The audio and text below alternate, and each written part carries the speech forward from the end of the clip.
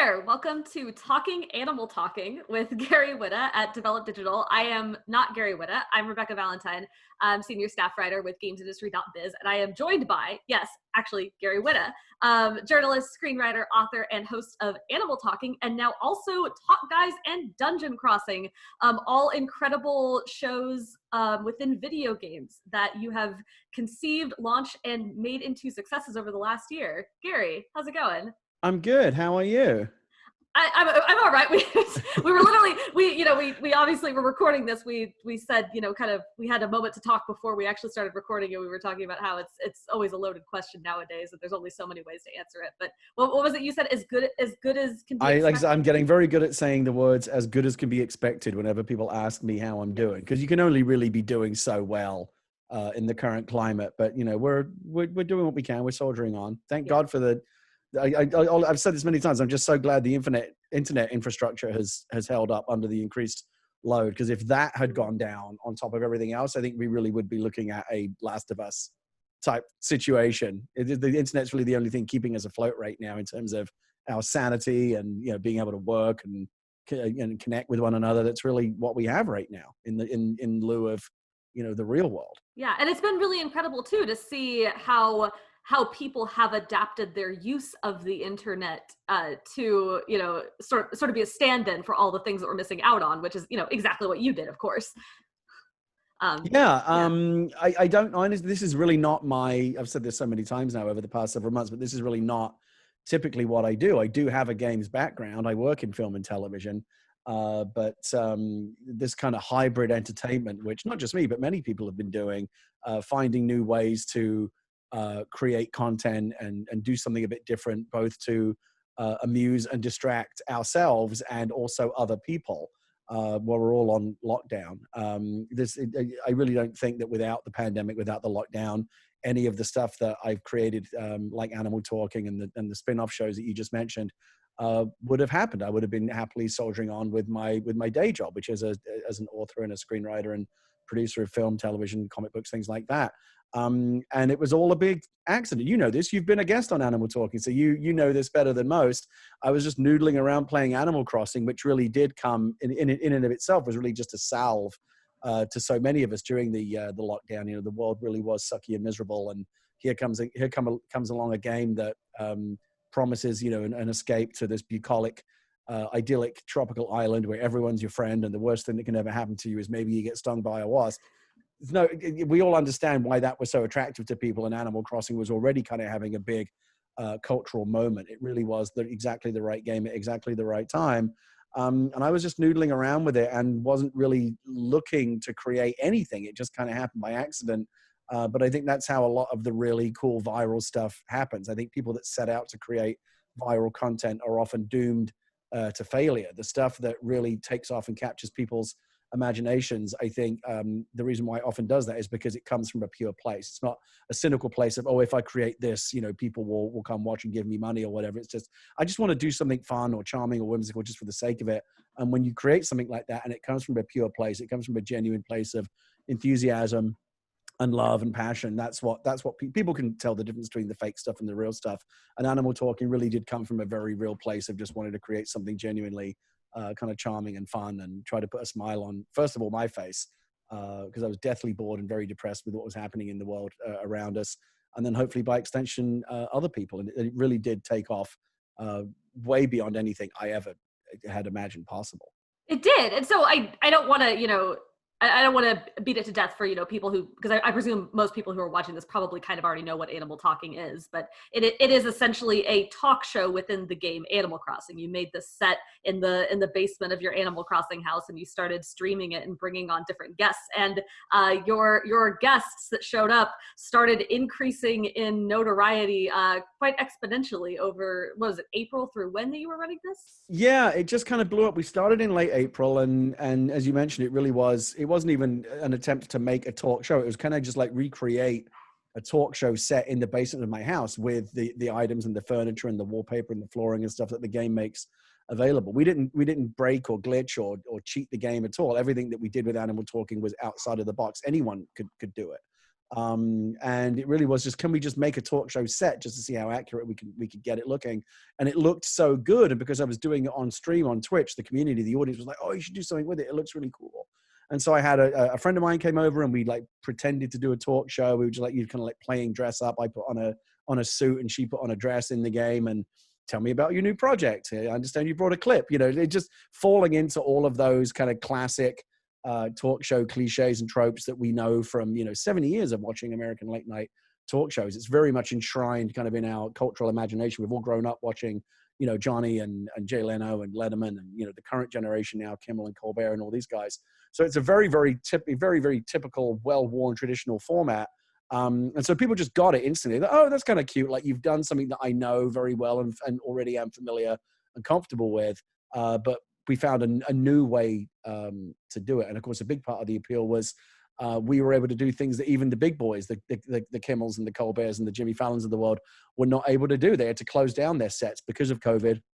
They weren't able to bring guests onto their set anymore. Now they're stuck doing their show, basically from their broom closets, over Zoom. And honestly, I'm on Zoom all day long. The last thing I want to do when I turn on the television at night is like look at more people on Zoom. I'm kind of sick of it. We all are at this point. Present company accepted, of course. And as we hold a fireside chat over Zoom. Well, so this was kind of the gimmick that we were able to crow about for a while. Is we're the only talk show that actually looks like one and has like a set and a band and guests that actually come and sit on a couch next to me, albeit in a virtual space. It actually looks more like a talk show than the quote unquote real talk shows that are out there on late night television. It's kind of magical.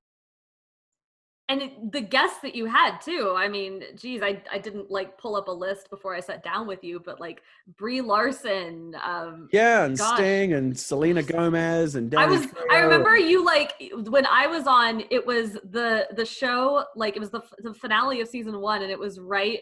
We were kind of sitting around waiting before we started the show, and you had just gotten the email confirmation that you were getting Sting. Yeah, but you couldn't talk about it, or no, you were trying to like find a way to make sure you could announce it on the show, but it was like very hush hush. Because at that point, I honestly didn't believe that Sting was really coming on the show until he tweeted it from his official Twitter account. I was like, okay, now I know it's real. There was a period where I honestly thought I was getting punked. It's like, really, Sting, the real actual Sting wants to do it. And when he came, and even then, it wasn't until I actually heard his voice over the microphone, because I can't do his voice, but like, he went, "Hello, Gary." I'm like, oh shit, that's actually Sting. And it was so nutty. But no, I can't stress it enough. That was never the endeavor to like do a celebrity talk show. It was really just a way to hang out with my friends, like Among Us and all these other Fall Guys. All these games are popular right now, Fortnite, because it gives us an opportunity to hang out with our friends in these virtual spaces. And this was just another extension of that idea. I just wanted to hang out with my friends. The first guests that we had on the first few episodes, like with my wife and her friend, and my friend Kate and my friend Naomi, and they were just people that I knew. It was just fun to hang out with my friends. And something happened, I guess, around episode 4 when Twitch noticed what we were doing and thought it was cute. They put us on the front page, and we ended up getting a very big audience. And next thing you know, Entertainment Weekly and Newsweek and the Hollywood Reporter and Variety and these places are running stories on us. And The Verge is calling us 2020's hottest late night talk show. It was ridiculous. And at that point, the snowball started to kind of gather momentum as it went down the hill, and celebrity bookers actually started to call us. And can we get this person on the show and that person on the show? We reached out to a few people. We reached out to Elijah and Danny, T-Pain, people like that. And the amazing thing was they all said yes. I think because they saw what it was and inherently got it. Elijah and Danny and T-Pain are three great examples because they're all celebrities who genuinely played Animal Crossing. And so we didn't have to explain to them what it was. They instantly got it. Like, how would you like to go on a talk show inside a game that you already know and play? So it wasn't a stretch for them to imagine how it would work. And so they responded to the concept. And also they were just happy for something to do. Because again, we're all stuck right now. I remember we had Colin Trevorrow, the Jurassic World director, on the show, who I know a little bit, because that's my day job working in film. And I texted him and said, "What are you doing on Wednesday, next Wednesday?" He's like, "Well, I should be on a set directing Jurassic World, but I'm not because they've shut us down." I said, "Well, come do this instead." And he put on a virtual tux and came over to the show and was genuinely thrilled. He was like, "This is," and he said it as a joke, but he also kind of half meant it. It was like, "This is the first opportunity I've had to dress up and get out of the house in forever," because it really does feel like you're going to a place, even in a virtual destination. There's something kind of special about it, and I'm really, really pleased and so touched to see so many people, both the guests and the audience, have responded to it in the way that they have. It got so big and it was so wonderful. And so we've done this before. We've had this conversation about animal talking before in other venues. I don't even remember when it was. It was like August. What is time? I have no idea when this was. Who knows anymore? I don't know. It was a few months ago. At that time you had just, I think you had just wrapped up another season of Animal Talking, or were getting ready to wrap it up. And you were telling me that, it was starting to hit the point for you of being, it was very fun. You were having a great time with it, but the amount of work that you were putting in and how tired it was making you was getting ready to eclipse how much fun you were having with it. Yeah. And so you were talking about taking a break, and it was funny. We had that conversation, and then I think like a week or two later, you announced that you were switching gears and starting 2 new things.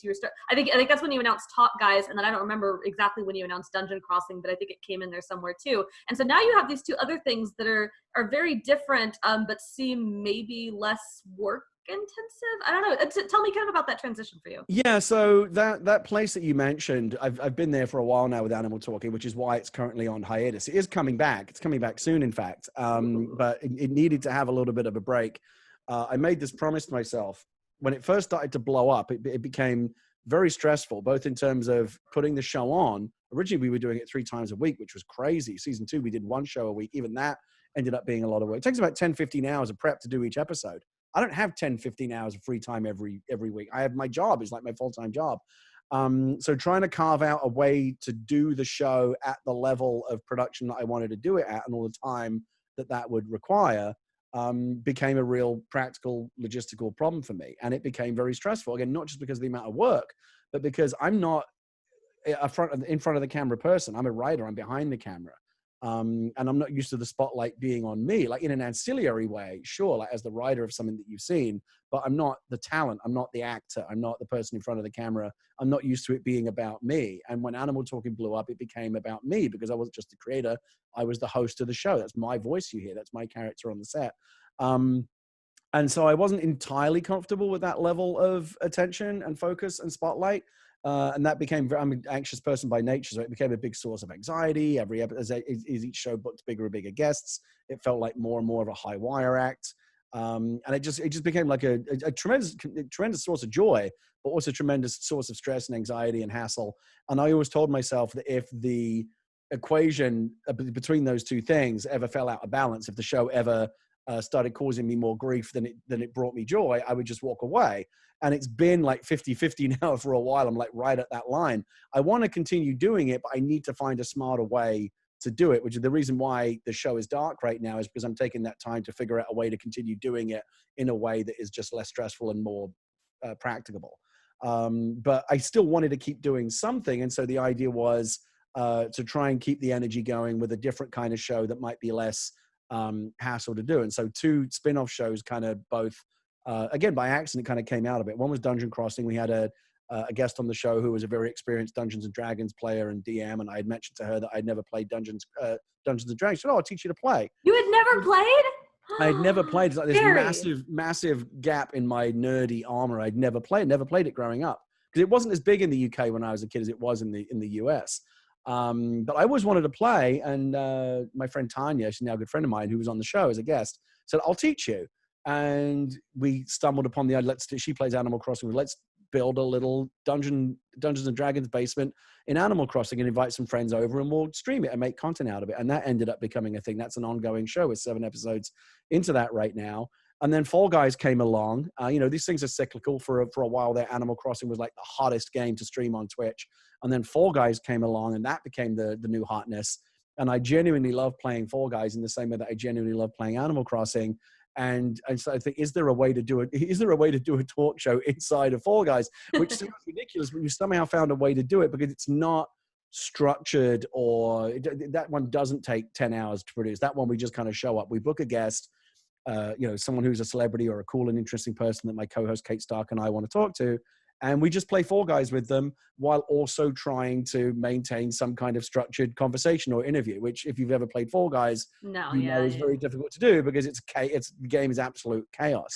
We compared it to Hot Ones, when you're trying to do an interview while eating like super spicy hot chicken wings. It's hard to do that at the same time. This was kind of the same thing. Instead of the hot chicken wings, we have this like chaotically difficult game. And it's just been really, really fun and really silly. And it's a way to keep, I hate to call it like the brand, because I'm really not thinking of this as a business enterprise. It's just a hobby that got out of control. But it's been a way to kind of keep the energy and the idea of like, hey, video game talk shows, that's kind of a thing that we do now, to keep it going in a way that keeps it current, because Fall Guys is, currently very, very popular. And it doesn't require as much work. So it's really kind of almost like in TV parlance, I think you call it like a mid-season replacement. Like when the main show is off the air, there's another show that kind of fills the gap while that show is kind of retooling for its next filler arc. Yeah, exactly. That's exactly what's happening right now. We've had, it's really just an excuse to play, literally all it is, an excuse to play Fall Guys with interesting people. We've had some of the game's designers on. We've had legitimate celebrities. Mark Hoppus from Blink-182 came and played with us. And sometimes it's just our friends, people, other, popular streamers, Dr. Lupo came and played with us. And it's just been fun just a fun excuse to hang out and talk to interesting people. And people have really liked it. And so, but like I said, it really is just a stopgap. Some people have said, oh, it's not as good or as interesting as well produced as Animal Talking. I'm like, yeah, that's the point. If you want to come help me make Animal Talking, by all means, please do. But it's really a lot of work and really hard to make.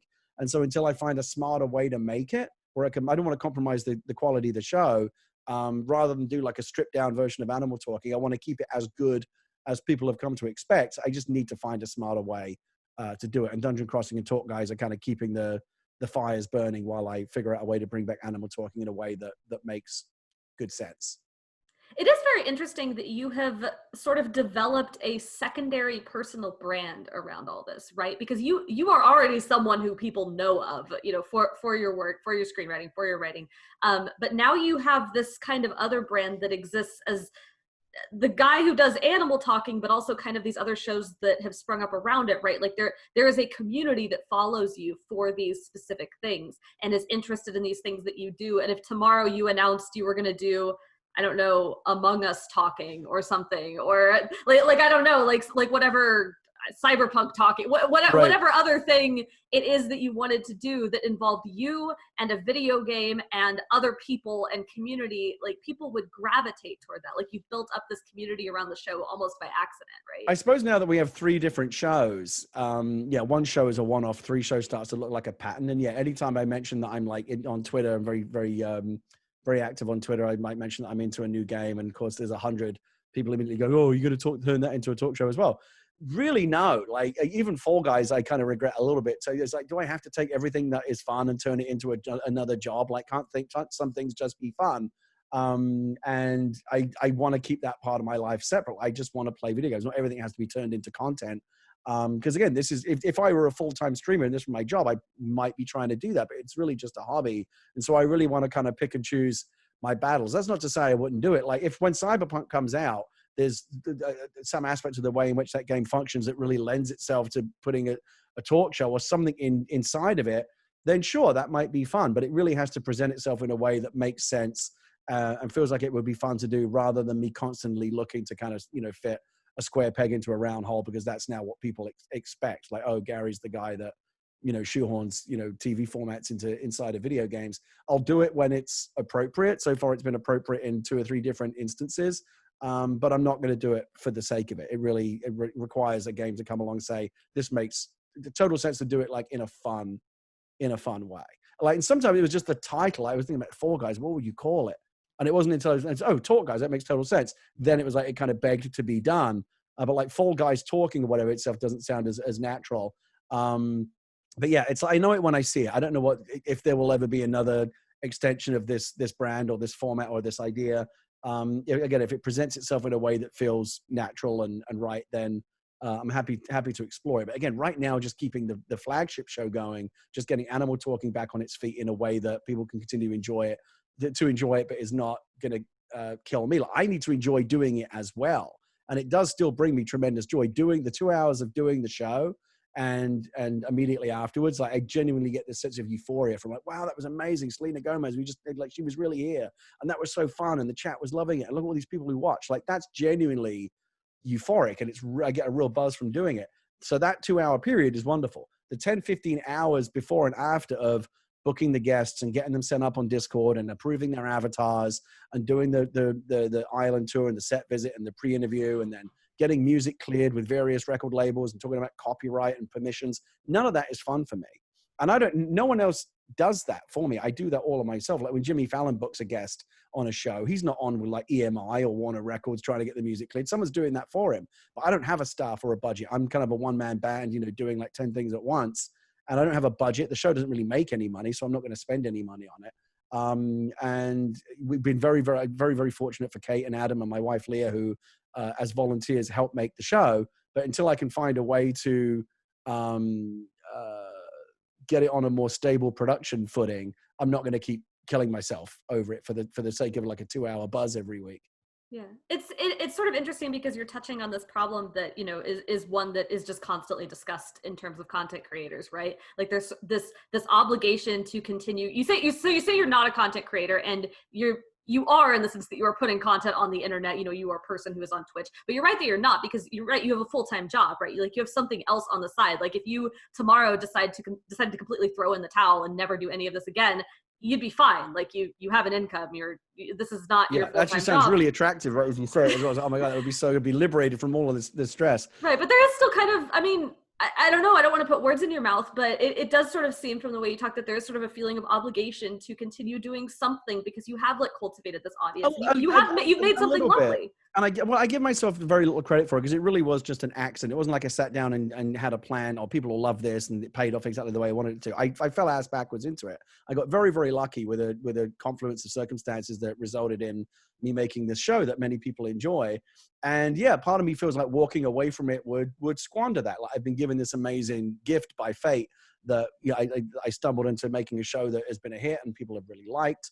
And like one of the greatest gifts of it is that I've gotten to know and become friends with all kinds of fascinating people from all walks of life who I would like. Danny Trejo is like my buddy now. Like that's ridiculous. And I would never, even in my day job working in film and television, those kind of friendships are very hard to come by. And so that's been wonderful. And that's been the greatest gift. So just walking away from it feels like that I would be like ungrateful or squandering it in some way. So I definitely want to find a way to keep it going because I genuinely am so grateful for it. It's just a question of A, finding a way to keep it going, and B, finding a way to keep it fresh and keep it interesting, because like the novelty of the concept has now worn off a little bit. People go, okay, I get it. Like, oh, Animal Talking Talk Show, how delightful. Like no one's saying that anymore because it's been around for 25 episodes and people get it now. So if and when it comes back, when I say when it is coming back, how do you do it in a way that's like, okay, it's back, but like they've done something new.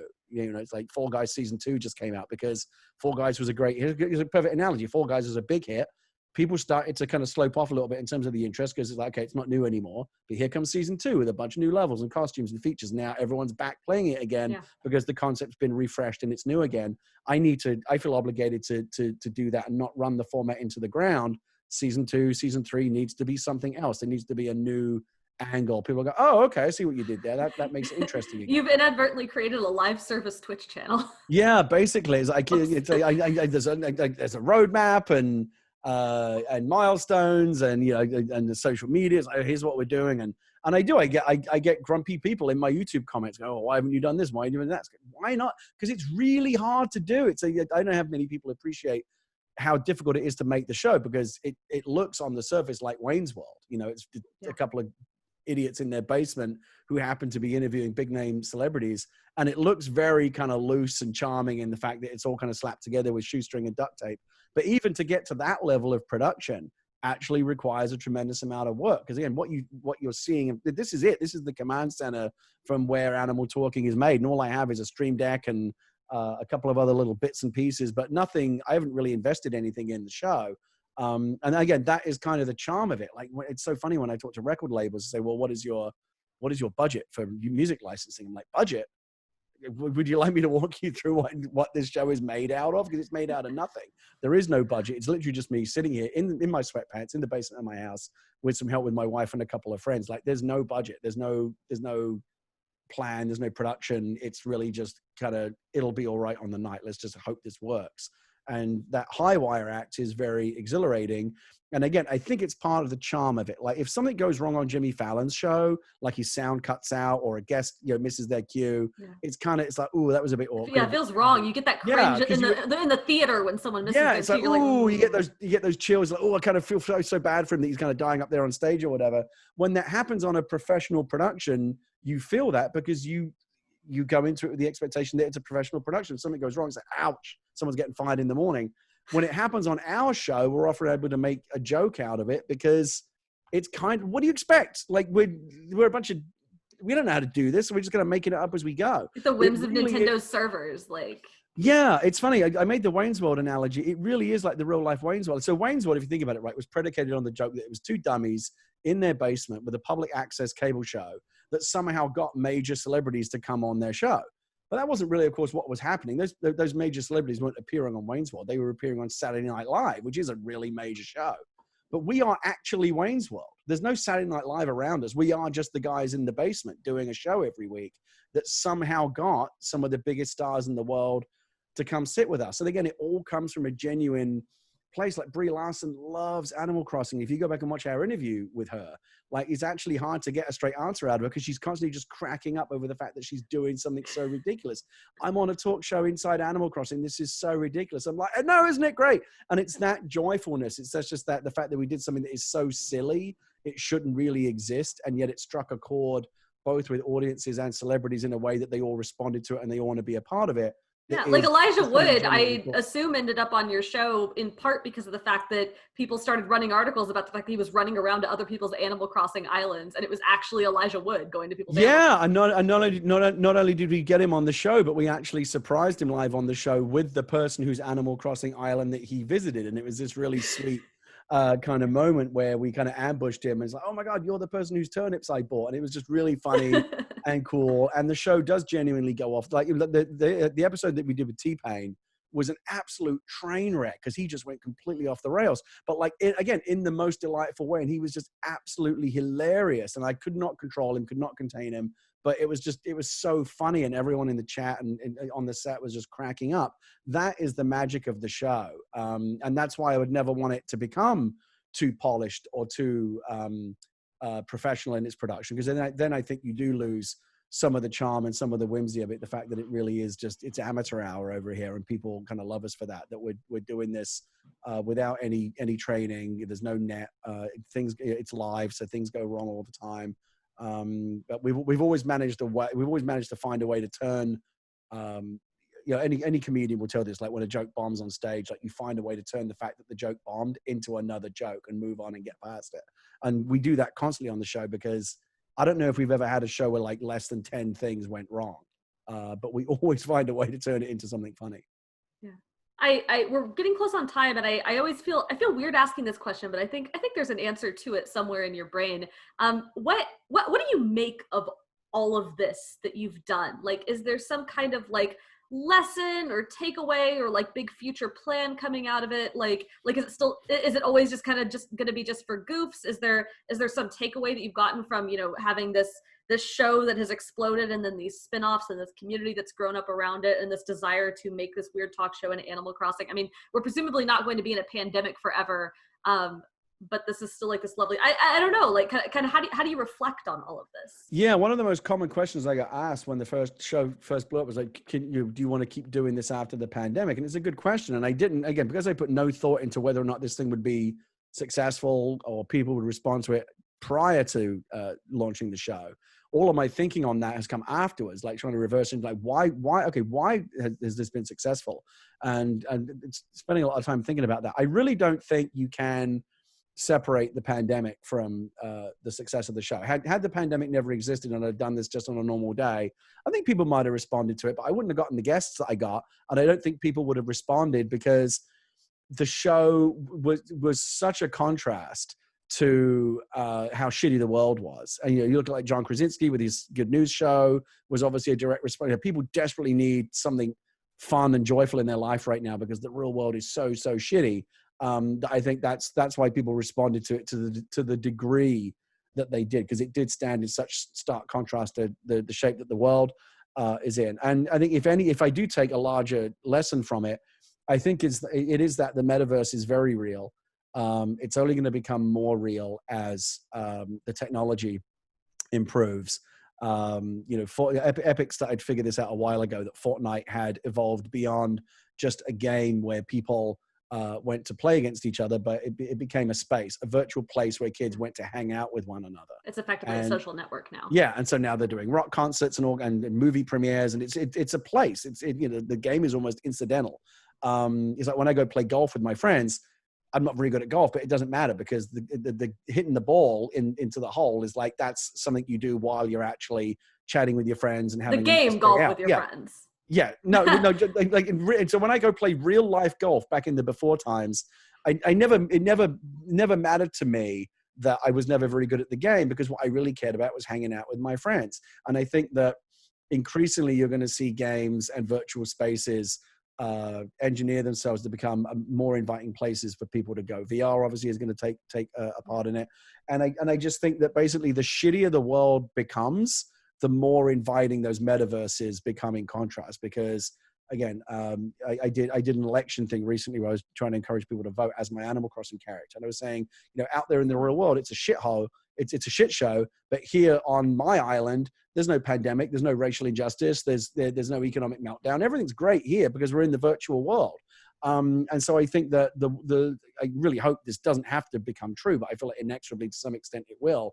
The more insufferable and the less we want to live in the real world, the more inviting these virtual spaces will become. And so sadly, I think there is going to be more and more of a demand for that. Even if the world continues to be like generally okay, as the virtual spaces become more inviting, more people are going to want to go. I just think I think that people are not going to go to these virtual spaces, not just because those spaces are a good place to go to, but because the real world is increasingly a good place to get away from. And I'm sorry if that sounds really dark, but we're living through dark times right now. And I do think that the success of the talk show was massively amplified by the fact that it stood in such stark contrast to just how crappy the world is right now. Yeah. I want to optimistically believe that the fact that we have these virtual spaces, right, is it gives people who do not have agency in the real world to create their own better spaces. It gives them the agency to do that in a place where, in a world that they might not have otherwise, and to be able to communicate with other like-minded individuals. I mean, you made a video, encouraging people to go out and vote. And that is an action that is ideally a positive one that helps improve the real world for everybody, if done well. And so that's the hope, right? Like the hope is to create better virtual spaces that we can then use to connect with people and go out and create better real spaces. Yeah, I think so. I think that the more that we talk and connect with each other, the ultimately the better that can be. And of course, the wonderful thing about the metaverse is that it breaks down all of those physical and geographical barriers. One of I joked earlier about how Jimmy Fallon's stuck in his broom cupboard, but I have a functional talk show set just in the virtual world. It's true. We did an episode in season 1 where there were 5 of us on the set. I was behind my desk. My band leader Adam was behind his drum kit, and I had 3 guests on the couch. So we're all in the same virtual space, but in the real world, I'm in San Francisco. Adam's up in Vancouver, Canada, and the 3 guests were in LA, New York, and Montpellier, France, all at the same time. But we're all in the same space, and that's kind of magical. And so, heck, you're in San Francisco. I'm in Kansas City. We're recording a talk that's going to be part of a digital show that is usually in Brighton in the UK. And we see more examples of this each and every day. And I think as the technology becomes more immersive, I do think VR is going to play a big part in it. Once these places become more inviting, more like the real world, basically all the best parts of the real world. But without any of the friction or the stuff that we don't like about the real world, we can kind of craft and curate and cultivate these virtual spaces to be exactly what we want them to be, and allow us to connect with each other on our own terms and in ways that frankly just aren't even possible and will never really be possible in the real world.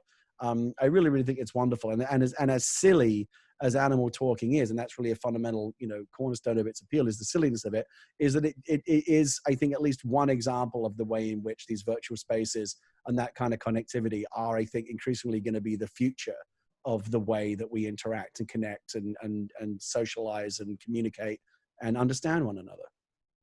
Hey, big hopes. And I'm excited to see Animal Talking come back. We're coming back. We have a Halloween special that we're going to do. And we've got some big plans for some future episodes. Again, just trying to find a way to do it that doesn't cause me infinite stress. But yeah, like I said, I felt like over the course of the interview, I've sounded almost like ungrateful or grumpy about the success of the show. And I certainly don't want to seem that way. I genuinely am so grateful to have been given the gift of this show and to see how much joy it's brought to other people. Like my favorite thing is when I get emails from people saying, thank you for putting a smile on my face during, a miserable time. That is exactly all I ever wanted it to do. So anytime someone says that to me, that makes it all worthwhile. Gary, thank you so much for taking the time to chat with me about this. It's always a delight. My pleasure. Thank you so much. Hope everyone watching has a great rest of their weeks and enjoys the rest of Develop Digital.